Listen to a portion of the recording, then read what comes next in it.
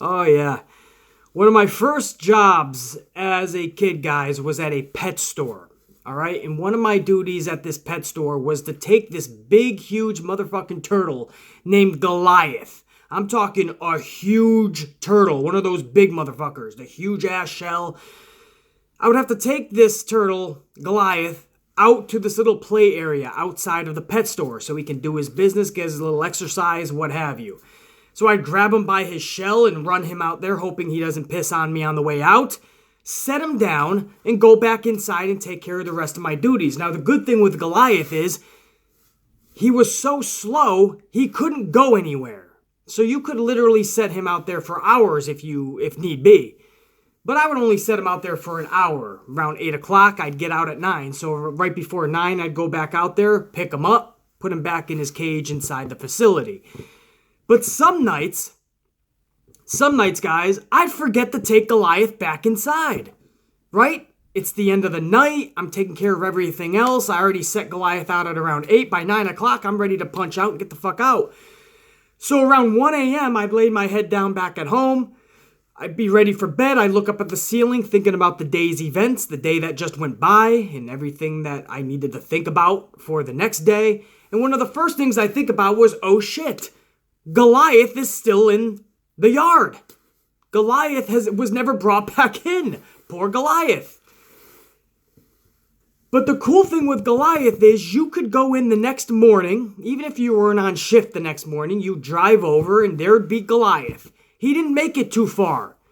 Maybe at best 2 or 3 feet in all.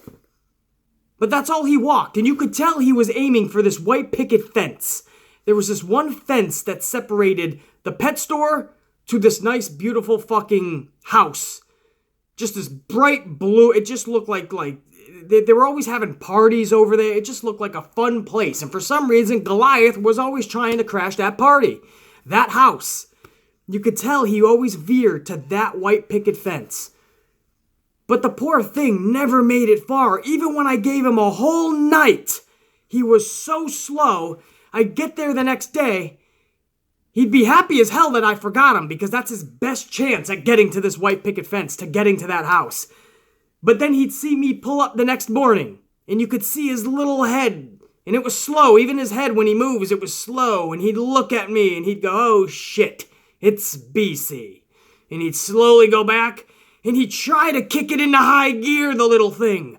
Goliath would try to go extra fast to this white picket fence, but he was still about 10 yards short, and it was going to take him another fucking 3 weeks and a half just to make it to the fence. And then I don't know what he thought his plan was going to be once he got to the fence. There was no way he can get through the motherfucker. But you had to give it to the little thing. He had a plan. He just couldn't go. He couldn't get to the plan because he was so slow. So when I got there, I would watch the motherfucker for like a good 20 minutes. I'm like, come on, man, you can do it. I almost want to give him like a little fucking push. I want to pick him up and take him to the fence. But then he'd be like, really, motherfucker? I'm a turtle. I'm not disabled. Relax.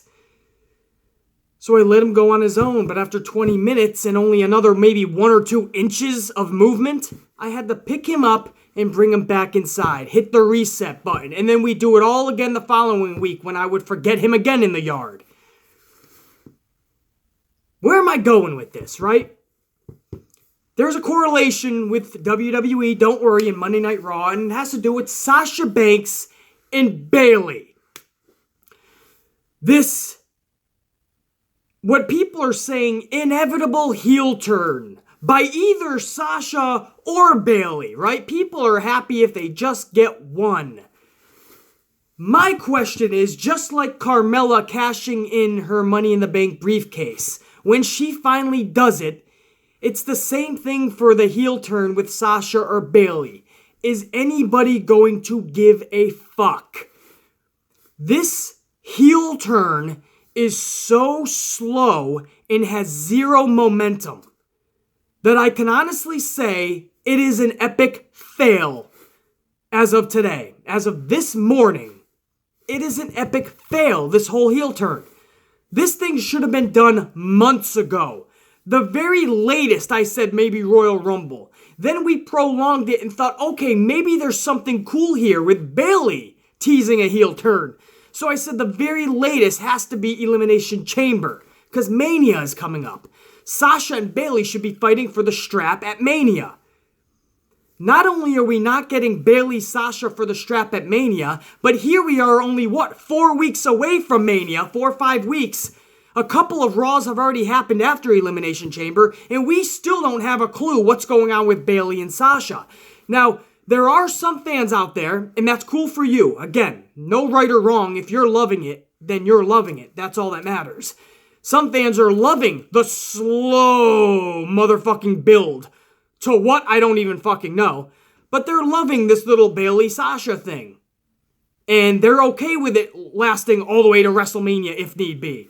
Or they're okay with WrestleMania, Sasha and Bayley showing up as in-betweeners. We're kind of not heel, but we kind of have an edge to us. But we're still both face. Some people are okay with that. I'm not. By now, we needed Sasha Banks heel because, listen to me guys, please, man. Sasha Banks is a million times better as a heel. The reactions would be 10 times fucking better, I promise you. Her swag would be 10 times better, I assure you. And she could go about her business a million times better, I assure you. And everybody around her will benefit, including Sasha the most. But they won't pull that trigger. And now what they're doing is they're teasing this Bayley heel turn. And some people are like, don't worry, BC. Sasha might not turn heel, but Bayley might. Cool, right? No. What does Bayley turning heel do for me? Do for the business? Do for Sasha Banks? I just told you guys many reasons why Sasha needs to turn heel. And then you go and turn Bayley heel. What is Bayley heel gonna do, guys? After 1 month of Bayley heel, are you gonna give a fuck? What kind of edge is Bayley gonna have? And again, what does it do for Sasha? Now Sasha is stuck as a face when she knows damn well, if she's being real to herself, aside from what she has stated, she loves like being an influence and a role model for the younger women out there and the younger kids. And I understand that. But outside of that, she's admitted a million times. She's much better and she loves and she's more comfortable being a heel. So what does this do with Sasha? She's stuck as a face now, if you want to go that route with Bayley. And even if this was all for a Sasha heel turn, 2 weeks from now, 3 weeks from now, at WrestleMania, which it looks like what they're going to do. They're going to have a match, and after WrestleMania, Sasha's going to turn heel. Bayley might pick up the win, and Sasha's going to say, I've had enough at WrestleMania. Too late. Way too fucking late. Because they had something epic sitting in their hands. Months ago, Sasha turns heel, especially with the Paige incident. That was the perfect time to say fuck you to the fans. You want to turn on me? I'm going to turn on you and my best friend and everyone around me. Because I don't need any of you. Sasha turns heel. They set up this huge, epic Bayley-Sasha WrestleMania match for the strap. It was sitting in the palm of WWE's hands. How could you fuck this up? And instead, we are getting a Goliath. And not in a good way, a turtle. My little Goliath from the pet store years and years ago. We're getting a Goliath storyline. A story that takes forever. But BC, it's a fun build-up. I'm so glad a lot of you guys are having fun with it. I'm not. A 3+ hour program last night. 3 hours and 15 minutes almost. And Sasha Banks, one of the best female wrestlers in the world, in my opinion the best, she gets 30 seconds of airtime last night. 3+ hours, Sasha Banks gets 30 seconds doing a run-in on a Bayley match, because Bayley's getting beat up after Mandy Rose. She beats Mandy Rose. Absolution starts jumping Bayley. And Sasha Banks comes out. Sasha Banks and Bayley, after having all this tension, Sasha's helping Bayley like nothing. And after they clear the ring, Sasha holds Bayley's hand up, goes to hug Bayley, and Bayley stops her and says, not yet. I'm not ready for this yet. And Bayley leaves the ring. And that's how you utilize Sasha Banks. If that's a fun build for you guys, that's awesome. This is a feud that should have started months ago. This is a heel turn that should have happened months ago, and it should have been Sasha. Here we are, weeks before WrestleMania, and we're still in this in-between phase. I'm gonna turn heel. No, I'm gonna turn heel. No, you first. No, you first. Even if they rocket shipped this up to next week, finally Bayley does something, or finally Sasha does something. Too fucking late in my book. Way too late. I'm done with it. It is so slow. And I love storylines. You guys know I love long building storylines. But this was poorly booked. This was a storyline that if you go back the last 8 to 9 weeks, guys, go back to the Bayley-Sasha storyline. It's been ebb and flow. They've been best friends epically, and then there's been minor indiscrepancies, right? Oh, you kicked me in an every woman for themselves match at Elimination Chamber. Now I'm mad at you. And then they're friends again. Then all of a sudden, Bayley's the one that's upset, but then Sasha's upset. The storyline is not making any sense anyway. Bayley is now all of a sudden, it was Sasha who said, fuck you, I don't need you to get to the top. And now all of a sudden, Sasha's the extra clingy one. And now it's Bayley who doesn't need Sasha. And Sasha's trying to apologize? Is that what I'm supposed to... And is that what we're supposed to see every week going to WrestleMania? Again, there's some people that are like, this is fun. Is it going to be Bayley or Sasha? Well, shit, if they started this and ended this months ago, maybe I would have been invested in a Bayley heel turn. But now, a Bayley heel turn does nothing, and Sasha Banks, what does it do for her? And even if and when Sasha finally turns heel, I'm sorry, guys. For me personally, too late. Too late. What are you going to have them do? Wrestle at WrestleMania, Bayley picks up the win, and Sasha flips the fuck out? And 3 months after she should have turned heel, she finally turns heel on the grandest stage of them all. Well, we've already seen them have tension together. There already was tension. I don't need 5 more weeks of little tension. You're doing a long build-up to something that should have been sudden. This should have been a heel turn where Sasha was losing a bunch of times and snapped. Now you're dragging this out. Now their match isn't even going to be for a championship because Alexa Bliss looks like she's going to be taking on Nia Jax. How does Nia Jax deserve a championship match where they're going to play the sentimental card? We saw that last night because Asuka defeated Nia Jax 1, 2, 3 in that ring. No, even worse. What am I saying? How do you make a beast look extra weak? She tapped the fuck out.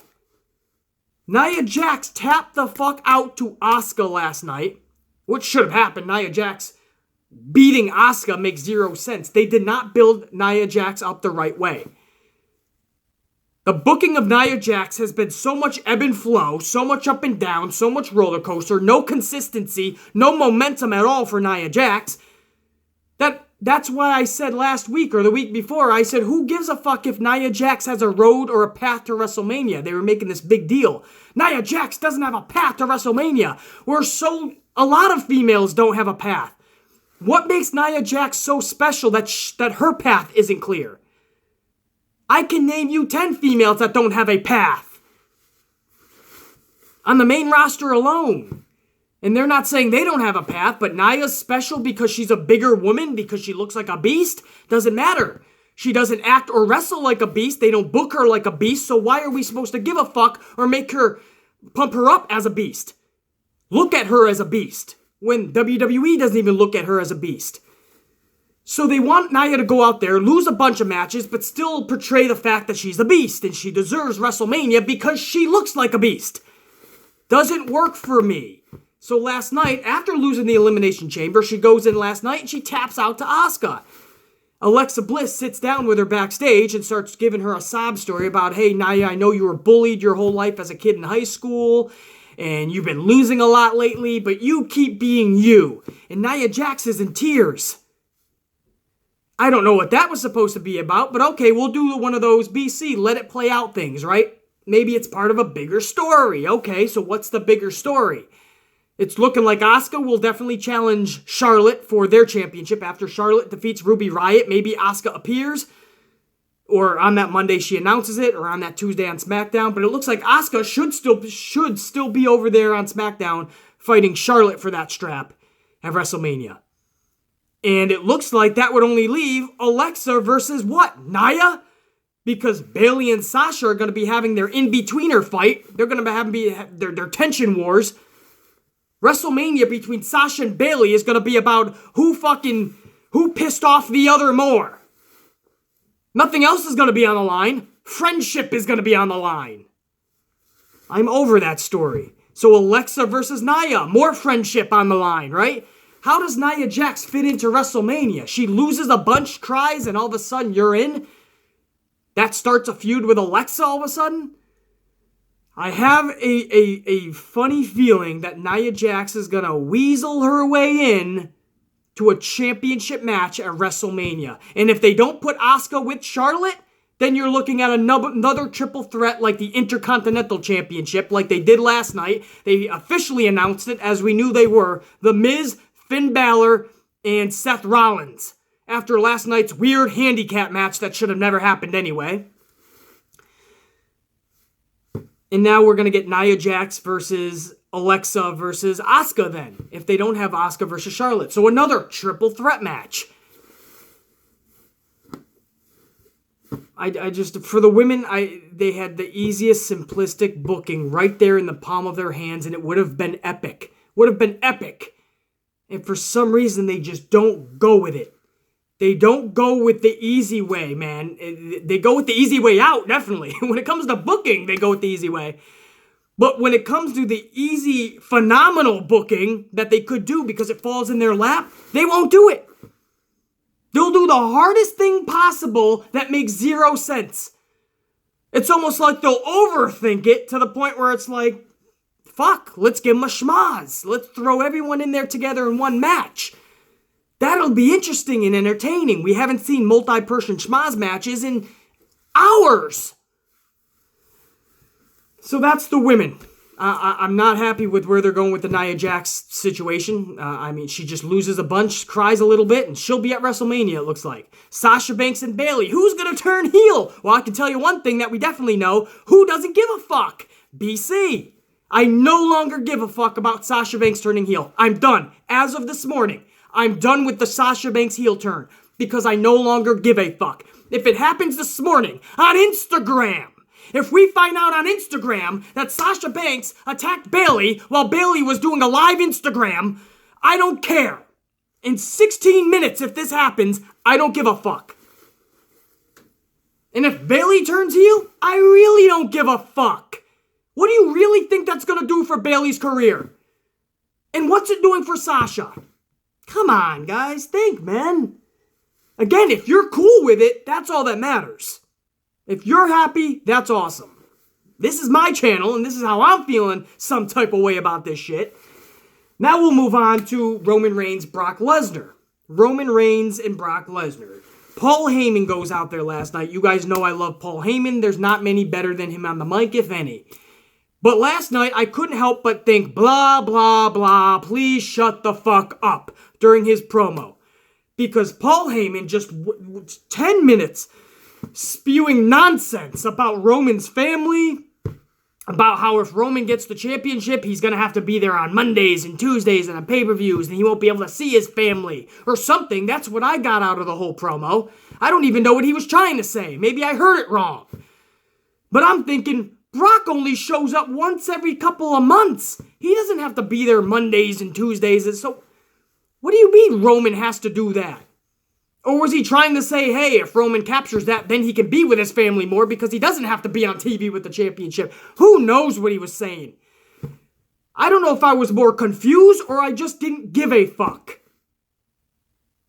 But Paul Heyman goes out for 10 minutes spewing nonsense. Roman Reigns comes out for the first time in forever. I was actually happy to see Roman Reigns because I was like, this will shut the fuck up on Paul anyway. Shut Paul up.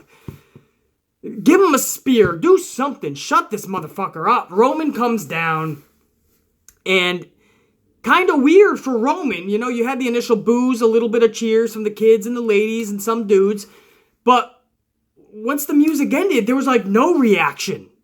So that was kind of scary for WWE and Vince. Uh-oh, Roman, your big star, didn't get a big reaction last night. Well, doesn't WWE hang on every reaction? Oh, it doesn't matter if Roman's heel or face, he gets a reaction. Last night, not a huge reaction. What's going to happen if Roman stops getting reactions, I wonder? Then Vince is going to be in panic mode. But not a huge reaction once the music ended. I don't know if Milwaukee was just drained by then. I have no idea. But Roman Reigns, what's he tell Paul? He tells Paul, give Brock a message. And fucking Paul says something to... How did it end? I think Paul just walked out of the ring, right? I think he just said, tell him not to... I think Roman told Paul to tell Brock not to show up next week for a promo, but come dressed to fight. Paul Heyman gets scared, runs out of the ring, and Raw fades to black and ends. Okay? That was not an exciting way to end Monday Night Raw. That did not excite me for Brock and Roman for WrestleMania any more than it did last week, which it didn't at all. And all I got from Paul Heyman's promo, and even when Roman came out, was they're trying to hype up Brock Lesnar will be there next week in Detroit, Michigan. I don't give a fuck because you already promoted him last week and he didn't even show up. That's like promoting Def Leppard and Journey, the concert. And you show up to the concert and you find out a half an hour before that Def Leppard will not be performing. So you only get Journey. I know a lot of people right now are pissed off. Did you just compare Roman Reigns to Journey, the legendary rock band? Don't take it too to heart, guys. I'm just making an analogy here, right? A little separate fucking equation over here. That if you're going to have Roman and Brock and then a half an hour before you promoted it for more than 24 hours and then a half an hour before say, oh yeah, one of them isn't here. Well, it's like a rock concert. Def Leppard isn't here, but you still get Journey. Wish we could have told you sooner, guys. Sorry to make you believe they were there. He didn't show up last week. So the following week, they spend 10 to 15 minutes promoting another appearance of him next week. So to make up for last week, they don't have him show up. No, they just talk a lot more shit about how he will be there next week. It's the boy who cried wolf. When you cry wolf too many times and there was never a wolf, when there finally is a wolf, nobody's gonna believe it when you're crying wolf. And you're gonna get ate up like a son of a bitch. Now, when Paul Heyman goes out there and promotes his beast for the following week, I don't give a fuck. I take it with a grain of salt. I'll believe it when I see it. So you can promote him all you want. I'm not gonna get excited about Brock next week, no. I'm going to go there, and if he's there, he's there. You lost that privilege. You lost that right to promote it like it's something special when you promoted it and didn't deliver it. You lost that right, at least for me. Again, if you guys are okay with it, that's all that matters. You guys make up the bigger base. For me, I'm not buying into that shit anymore, man. No more. I saw the promotional footage for Survivor Series going forward too. There's no Brock Lesnar anywhere on that promotional thing. He could sign an extension with WWE, but as of right now, they're treating this like Brock is not going to be with WWE anymore after WrestleMania. So this is scary for WWE. This could be like Goldberg, Brock Lesnar, WrestleMania 20, the reaction that they're going to get. Because they already know that Brock is going to be leaving. And 50% of that audience in attendance in New Orleans is not going to want Roman Reigns in that spot anyway. So the reaction during that match, we're all complaining the last week, right, about Roman having a good promo, and everyone's going, everyone's fucking shocked that WWE's face cut a face promo, and they're trying to make Brock, the heel, look like a heel. Everyone's fucking like, why is that shocking to anybody? Well, here's the thing. You ain't going to have to worry about who's a heel or who's a face in that match. You're going to get a Goldberg, Brock Lesnar WrestleMania 20 reception. The fans are going to shit all over this match. That's the real concern WWE should have for this match. Fans are not going to give a fuck. Fans already a lot of them don't want Roman in the spot, and a lot of fans already know Brock doesn't want to fucking be there, and Brock is leaving after that match. We saw what happened at WrestleMania 20 when that perfect storm happens. Even though Roman's not going anywhere, which a lot of fans wish he was, you're still going to get that reception, I bet. The fans are going to shit all over that match, man. But that whole promo to end Raw last night, take it or leave it, I can leave it. Did nothing for me. It actually fucking made me cringe, and it actually just made me fucking nauseated. It's like, this is how you're building up. It doesn't even feel like WrestleMania season. Last week at least felt like it. It was poorly executed, but you had a lot of big fight feel segments. John Cena calling out The Undertaker, sort of. Brock Lesnar was, at first anyway, advertised to go face-to-face with Roman. You had Seth Rollins at that point coming out against in the Miz's segment. Before Finn Balor actually interrupted, you kind of thought, okay, we could start to see Seth versus Miz one-on-one. There's a concept for WrestleMania, a one-on-one match, a champion versus one challenger. There's a concept WWE forgot about. You thought you could see the Sasha Banks heel turn finally last week, even though it was way too late. But no, that never happened. It was poorly executed, but at least we got some big fight feel segments last week. This week, it felt like an in-your-house pay-per-view week. In-your-house season, right? Fucking, what's that? What are some fucking shitty pay-per-views, man? Some second-rate, third-rate pay-per-views. Battleground. Felt like a Battleground season, right? Battleground week pay-per-view. The go-home show to Battleground. Does not feel like WrestleMania season at all. One good thing I know so far, you guys are like, okay, BC didn't like this Raw, but one great thing that I loved was Braun Strowman again last night. The way they booked Braun Strowman, other than losing the Elimination Chamber, which boggles my fucking mind to this morning, the way they book him, absolutely epic. Every week, almost, it seems, Braun is in something cool. I always told you guys, to book a superstar, it doesn't have to be just in the ring, winning match after match. Book him great outside of the ring, backstage in the locker room, in the parking lot. Do some fun, intriguing storylines. You guys remember what made Stone Cold Steve Austin so popular was when he was actually outside of the ring. Do you guys remember when he got that injury? Was it the neck injury or the arm injury? He had an arm injury, he had a knee injury, he had a neck injury.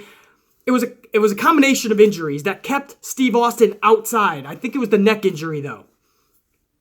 Even the Owen Hart. I think it was when Owen Hart gave him that neck injury from the pile driver. And Steve Austin could not compete for a couple of months. A lot of people did not know that because Vince never said that. They never appeared it that way because they had Stone Cold show up every week. And every week, Stone Cold was whooping ass in some form or way. So you never actually knew that Stone Cold was injured or that he couldn't compete. Because every week, Stone Cold was showing up on Mondays. And that was some of his best work. When he got the most popular is when he was showing up and just delivering a stunner or two out of nowhere. Or when he was filling Vince McMahon's Corvette with cement. Or when he was riding over limousines and people's personal cars with monster trucks. Or when he was showing up in an actual beer truck and giving a beer bath to the Authority. Vince McMahon and Steph and The Rock and whoever the fuck was the part of the Authority back in the... I forgot, was it called the Authority? Vince McMahon's little faction there.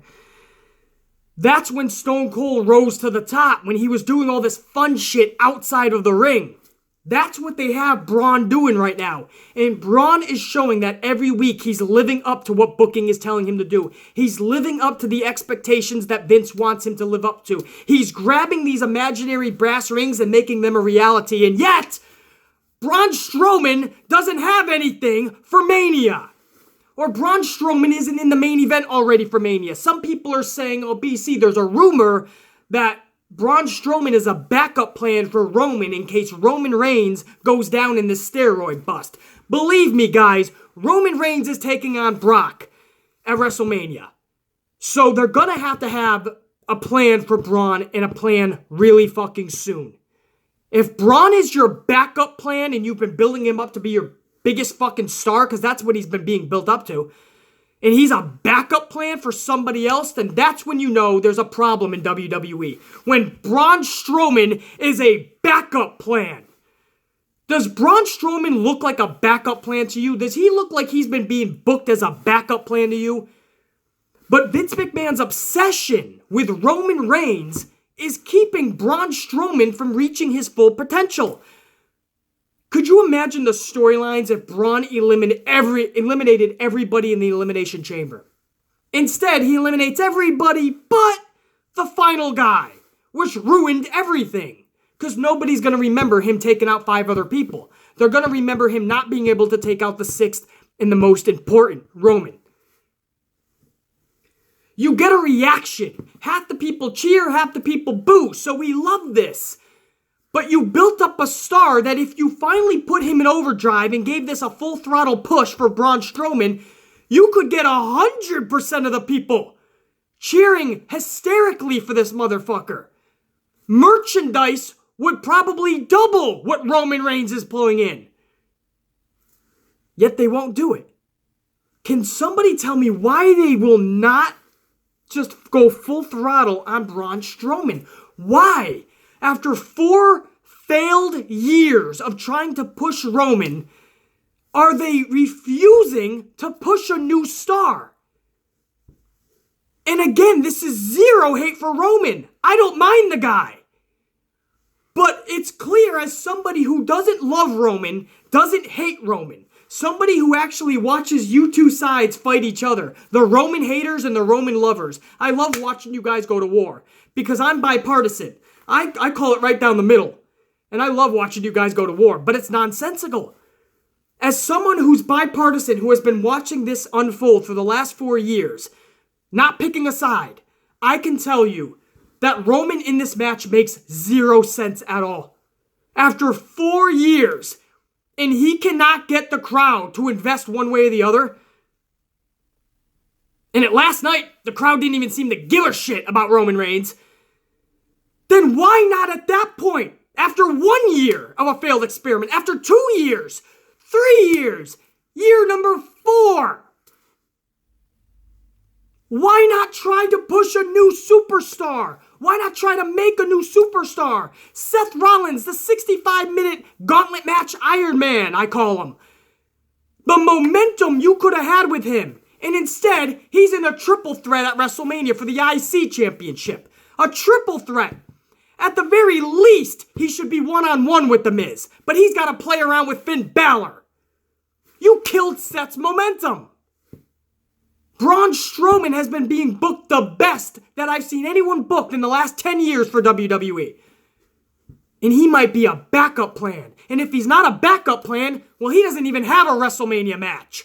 Or maybe it's a rematch against Elias. And with 5 more weeks to go, we're probably going to see that 5 more times. And then again at WrestleMania. The Symphony of Destruction match, man. I loved how it starts off with Elias running backstage into the parking lot, jumps in a car, and he tries to get away, and Braun Strowman is picking up the car, the back end. I told you, I'm not finished with you! Then he drops the car, and Elias jumps out, and he runs, and fucking the next thing we know, Elias is being thrown through the curtain. And then we have guitars and fucking, what is it, a bass, a cello, whatever the fuck, pianos getting dropped on people, instruments getting destroyed. I liked it. It was a gimmick match I thought we were all going to cringe over, and I actually liked it because this was Braun Strowman just being Braun Strowman and beating the fuck out of people. But when it was all said and done, I couldn't help but think yet again, how is Braun Strowman not getting the rocket strapped to his back and watching him soar? Braun Strowman, just like everyone else who could have been a star the last 10 years in WWE, but he's a victim of roller coaster booking, I call it. Up and down, no momentum, no consistency. They'll let Braun go really, really high until he reaches Roman Reigns level, and then they gotta bring him back down. I don't get it. This isn't even hate for one person. I don't understand why you book somebody to be up so dominant. And the people actually gravitate to Braun. The people love Braun. And you won't let him become a superstar. Boggles my fucking mind, guys. Boggles my mind. Bray Wyatt last night with Matt Hardy. Bray Wyatt has a simple squash match. And Matt Hardy shows up on the Tron afterwards. And finally, this is what should be happening. He announces that they're going to have a compound match. Or that this could only end in the compound. So we're going to see the best, hopefully, going forward, feud-wise and the actual match between Bray and Matt Hardy. This should never just be them two in the ring doing move for move. No. The epicness in Matt Hardy and Bray Wyatt is in their story. This is one of those rare feuds where the story is probably going to overshadow their wrestling matches. The problem is, up to this point, the story has not been intriguing anybody. Hopefully now we can start to see some really fun shit leading into WrestleMania, culminating with the compound, and see some real freaky shit, man. I want to see a little outside the norm, a little outside of reality, a little. Not as far as TNA went with the whole compound. That was a little too much outside of reality. I couldn't really believe into that. But give me a little bit, man. Make this fun. This is your chance to go a little sci-fi. Let's have a little fun with Wyatt and Hardy. Finally, it looks like they could kick that into high gear. So along with Braun Strowman, I like the fact that we're finally going to start something or kick something into high gear, hopefully, with Wyatt and Hardy. That was also good. The Bar last night defeats the Revival. The Revival keeps going fucking lower and lower and lower. I don't know what they're doing with the Revival, but at this point, it looks like the Revival, I think Vince McMahon knows, the Revival is never going to get over. With today's fan, they don't really care about old school as much as fucking we do. This younger generation of fans and the casual fans, do you honestly think they're going to really gravitate to the fucking Revival guys? It's not going to happen. I think Vince knows that, and I feel bad for the Revival, but it looks like they keep sinking lower and lower. Their stipulation last night was if they beat the Bar, the Revival gets another shot at the Bar for the straps at WrestleMania. The Bar beat them. I'm kind of glad that happened, though. It looks like they're leading up to something bigger for the Bar, but what is it? The storyline for the Bar right now is that they've defeated every tag team in WWE, at least for Monday Night Raw side. So who is left for them at WrestleMania? That's the storyline. That's a little bit intriguing. Because you can have something fun with this now. Where do they go? As far as I know, it's not the Usos versus the Bludgeon Brothers at Mania for the straps. So do they have like a exhibition match? Tag champs versus tag champs. Even if the belts aren't on the line, Usos versus the Bar, champions versus champions, is still more intriguing to me than watching the Revival in the Bar for the straps at WrestleMania. Or does the Bludgeon Brothers defeat the Usos beforehand and the Bludgeon Brothers take on Cesaro and Sheamus in a kind of champions versus champions exhibition brand versus brand match? I have no idea, because who else would you take on to go against the fucking Bar? Does Jason Jordan and Dean Ambrose come out of nowhere and form a tag team? Possible. But I like the storyline. I just hope it's a fun ending for this storyline. I hope it's a tag team that I give a shit about, and I actually want to see the match at Mania. And obviously, the biggest storyline last night was the way Raw kicked off, and this was Ronda Rousey in the ring with Kurt Angle. Stephanie McMahon comes out. Who was it? No, Stephanie McMahon was in the ring with Kurt Angle. Ronda Rousey comes out. Then Triple H comes out, and they set up the mixed tag match that we all knew was going to happen. Stephanie McMahon and Triple H versus Ronda Rousey and Kurt Angle at WrestleMania. And there was a lot of craziness in this. I kind of liked it. It was old school. Not everything was like so rehearsed. So I liked it. It was a lot of just ad-libbing. Like, you fuck me up, I fuck you up, I go to run away, you capture Steph. But it was a long process, man, where at one point Kurt Angle had Triple H in the ankle lock. Ronda Rousey was about to attack Steph. Steph was able to run away. Triple H was able to get away. Ronda Rousey went back to Stephanie McMahon. Ronda grabs Stephanie by her hair, drags her back into the ring. Stephanie goes to run away. Ronda Rousey grabs Steph by the arm, picks her up in like a fireman's carry, just drops her backwards. And I mean, this was fucking, she stiffly dropped her backwards, man. Like Ronda Rousey planted herself. So we know Ronda's going to be stiff in the ring. That doesn't mean she ain't going to be fucking good. We've already seen a lot of her videotapes, man, in that ring. Ronda looks like she's going to be pretty damn good in that ring. But she's going to be like Asuka. She's going to be stiff. And that's that big fight feel that I love, man. She's going to be like Brock. She's going to be like Asuka. She's going to be stiff. She's going to fuck people up. She took Stephanie and she just planted her into the canvas. That was fun to watch. Ronda gets back up. It ended with Kurt Angle getting another ankle lock onto Triple H at one point. He actually did get the ankle lock on Triple H. So Triple H is fucking, he's hurting with his ankle. Stephanie McMahon got fucking planted, so she's all fucked up. And Ronda Rousey and Kurt Angle have their hands raised in the air. Loving every minute of it. So that was fucking cool. A lot of people are talking last night. The microphone, still there's nervousness there. She's going to learn. Again, her strength isn't on the microphone, so relax. I know there's fucking microphone warriors out there. Oh, she's still not good on that mic. This is going to make me cringe. Relax.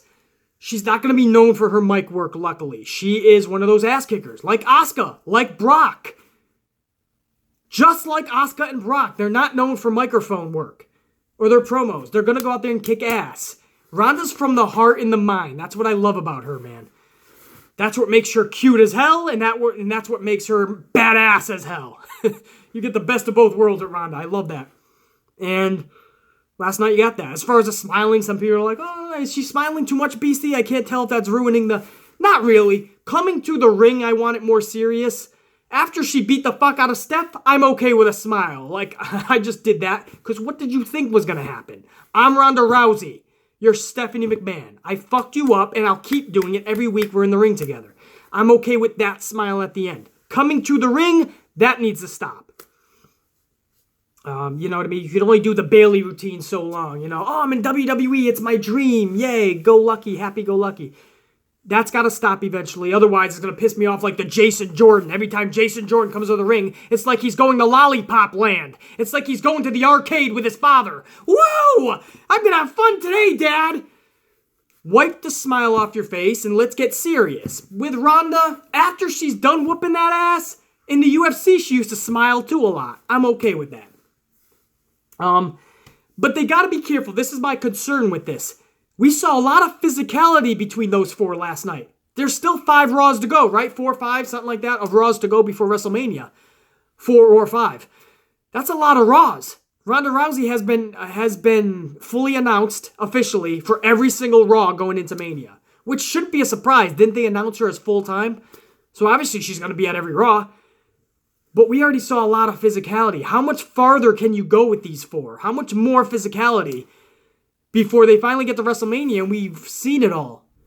So where do you go from here? It's sad to say, but the next week or two, somehow, some way, without making Ronda Rousey look weak, Triple H and Stephanie have to have the upper hand somehow.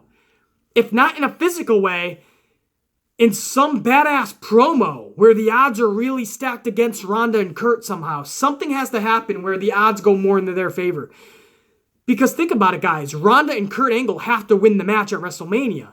But last night on Raw, we've already seen the ultimate payoff. Triple H and Stephanie McMahon beat up, injured, wobbling away, while Ronda and Kurt Angle celebrate in the middle of the ring after beating up the dastardly heels. That's the ultimate payoff that we were going to see at WrestleMania. But we already saw it last night. Sure, there wasn't a victory as far as a pinfall or submission, but the bad guys got beat up, the good guys won and celebrated. But isn't that the ultimate WrestleMania payoff? That's what I mean. They got to be careful going forward. You gotta make Ronda Rousey relevant the next 5 weeks. You can't make her look weak, but you also have to make us intrigued for wanting to see this match. We saw a lot of physicality last night. It may have been too much. That was Monday Night Raw, guys. Couple of little things in between as well, but that was the gist of it, some of their main storylines. We'll go into SmackDown tonight. This is their go-home show to Fastlane, so they're going to have to pull out all the stops. They have a big Fatal 45-way this Sunday. Hopefully Cheesehead Charlie is up in that shit. 2.0 will be in there, hopefully. We'll see, man. John Cena did a promo last night before I end, guys. John Cena was in a promo hyping up Fastlane and hyping up how he's going to win and defeat Ric Flair's record, capture the new record, right? The whole 17 times world record championship that Ric Flair held. John Cena is going to beat that now. 16 times, 17 times. Fucking John Cena at this point, maybe 30 times when it's all said and done.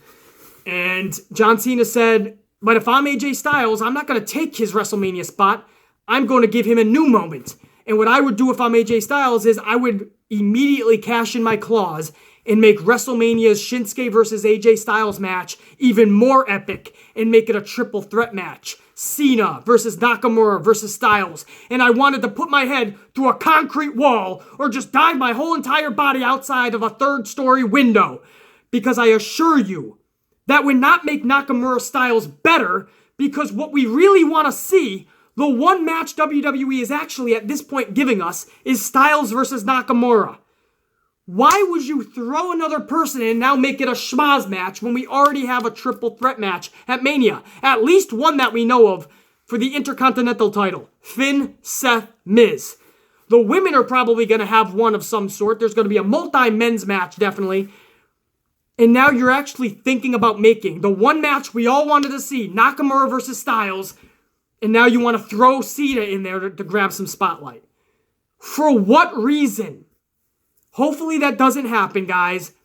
Hopefully the whole Cena-Undertaker thing takes shape this Sunday. Styles keeps his championship, and we get Nakamura, Styles clean at Mania. I don't know the whole purpose of John Cena's promo last night other than to hype Fastlane, try to get some Monday Night Raw viewers to remember that Fastlane is Sunday. So a business standpoint, I guess that's smart. Although that whole plan went off the rails when Goldust came down. Goldust starts splatting off a bunch of nonsense about being a director for his WrestleMania moment. And then that led into Goldust versus John Cena. Obviously, John Cena beat Goldust. I don't know what it was all for. Where was I going with this? Oh yeah, SmackDown tonight. Go home show to Fastlane. And we'll see what Fastlane can produce, man. I'm just happy to get that over with and we can focus on WrestleMania. No more distractions. No more roads to WrestleMania or the Fastlane on the road. No more Elimination Chambers. Let's get to WrestleMania season. Let's make it feel like WrestleMania season. Let's get everybody's game face on. Let's get the booking to the top tier. Let's make every segment feel like a Big Fight Feel segment. Let's get excited and passionate about this shit, man, in a good way, not in a negative way. This Monday Night Raw was a disaster from start to finish, I felt. There was some good moments, as I said, but they need to do a lot better than just some good moments. It's WrestleMania season, whether we like it or not, whether it feels like it or not, it is. They got to kick it into high gear. That's their last mulligan. After Fastlane, so this upcoming Monday, Raw's got to start bringing it, as does SmackDown. So SmackDown's review reaction, we'll obviously hit that up tomorrow on this channel. We will do Q&A on Thursday. I will see you guys Friday or Saturday for Fastlane amplified booking. I'm going to book the shit out of Fastlane, and I promise you I'm going to do a much better job than Vince McMahon's cronies can do. Coffees and ass whoopings right now, man. The amplified man is cashing the fuck out. I am B motherfucking C. And for now, I'll check you guys later.